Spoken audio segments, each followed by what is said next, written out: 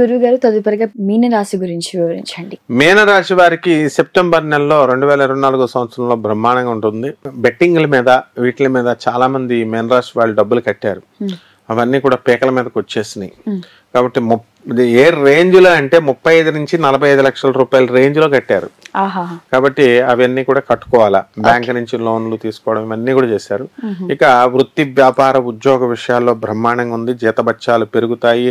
కాకపోతే కొంచెం ఒళ్ళు నీరసంగా ఉండడము, జ్వరం రావడము, ఇలాంటి స్వల్పమైన హెల్త్ ఇష్యూస్ ఉంటాయి. ఎల్నెట్స్ అంటే కంపల్సరీ రావాలా. తర్వాత యాక్సిడెంట్స్ ఇవన్నీ కూడా అవకాశాలు ఉంటాయి. ఎల్నెట్స్ అని అంటే 3 రాశుల వారికి. కానీ వీళ్ళే జాగ్రత్తలు తీసుకుంటే అవి ఏం కావు. కాబట్టి పై వారి యొక్క ప్రేమ, ఒక కొలీగ్స్ యొక్క ప్రేమ, సబార్డినేట్స్ యొక్క అనుగ్రహము, వీళ్ళన్నీ కూడా చక్కగా బ్రహ్మాండంగా ఉంటాయన్నమాట. గవర్నమెంట్ ఉద్యోగులు కానీ రాజకీయ పరంగా కానీ ఎలా ఉండబోతుంది? గవర్నమెంట్ ఉద్యోగస్తులకి వాళ్ళ జీతబత్యాలన్నీ కూడా 3వ తారీఖు అయ్యేసరికి పడిపోతాయి. 1వ తారీఖు రావాల్సింది 3వ తారీఖు పడిపోతాయి.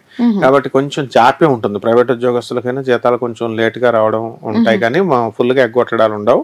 కాబట్టి జీతాల విషయంలో ఏం భయపడక్కర్లేదు. భార్యాభర్తల మధ్య గొడవలు వచ్చేసరికి భార్యకి ఎక్కడ అనారోగ్యం జరుగుద్దో, ఆపరేషన్ చేయించాలా, డబ్బులు అవుతాయని ఈ రకమైన బెంగతో ఉంటారనమాట. అంటే భార్య ఆరోగ్యం గురించి కొంత ఆందోళన చెందేటటువంటి పరిస్థితి ఉంటుంది. అంటే మీనరాశి వాళ్ళ ఎంజాయ్మెంట్ ఎలా ఉంటుందంటే, మీనరాశి వాళ్ళ మెంటాలిటీ కొంతమందికి అంటే వ్యక్తిగత జాతకం బట్టి ఎక్కువ ఉంటుంది. ఎక్కువ ఎంజాయ్మెంట్ కి ప్రాధాన్యత ఇస్తారు.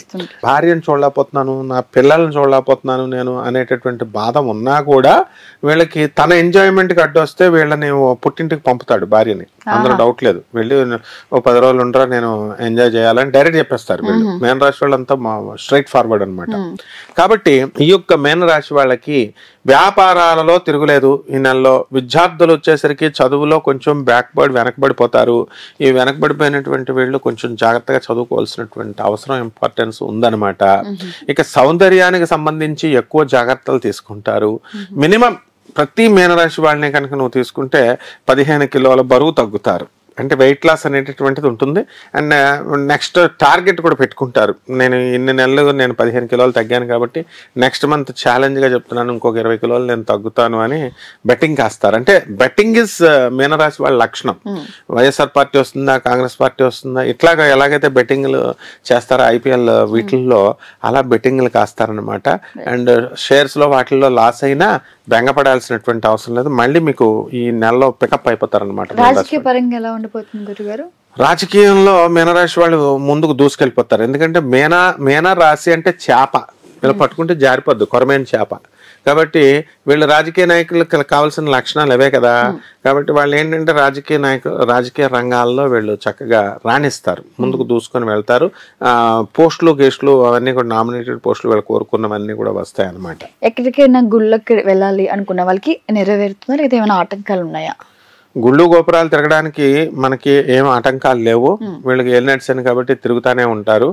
ముఖ్యంగా శనీశ్వరుడు సంబంధమైనటువంటి గుళ్ళు, స్వయంభూ శనీశ్వరుడు దేవాలయం ఉంది గాణగాపురంలో, కల్లేశ్వరం అని. అక్కడికి వెళ్ళి కనుక వీళ్ళు పూజలు చేసుకున్నట్లయితే చాలా బాగుంటుంది.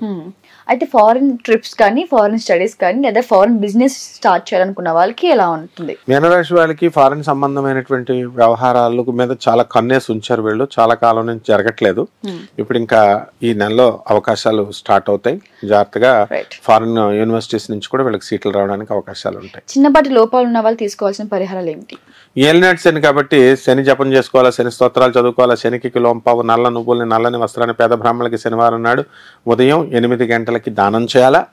అలాగే దశమహావిద్యల్లో ఒకటైనటువంటి మహాకాళి అమ్మవారి యొక్క హోమాన్ని ఇళ్లలో జరిపించుకోవాలా. నవగ్రహాల చుట్టూ మినిమం 8 ప్రదక్షిణలైనా చేయాలా శనీశ్వరుడికి. అలా ఈ 4 వారాలు కనుక శనీశ్వరుడికి మనం పైన నువ్వుల నూనె వేస్తూ ఓం శనీశ్వరాయ నమః అన్న మంత్రంతో వేసుకుంటే, వీళ్ళ చేతులతో వీళ్ళు చేసుకుంటే చాలు, బ్రహ్మాండంగా ఉంటుందమ్మా. థ్యాంక్ యూ గురుగారు. థ్యాంక్ యూ అమ్మా. ఇప్పుడు ఆపరేషన్ లేకుండానే మోకాళ్లకు ప్లాస్మా ట్రీట్మెంట్. మీ ఆర్థోపెడిక్ సమస్యలన్నిటికీ రోబోటిక్ టెక్నాలజీ ద్వారా తక్కువ ఖర్చుతో శాశ్వత పరిష్కారం. Free consultation. ప్రతి ట్రీట్మెంట్ పై 20% డిస్కౌంట్. ఈ ఆఫర్ కొద్ది రోజులు మాత్రమే. త్వరపడండి. V9 hospitals 9281465842.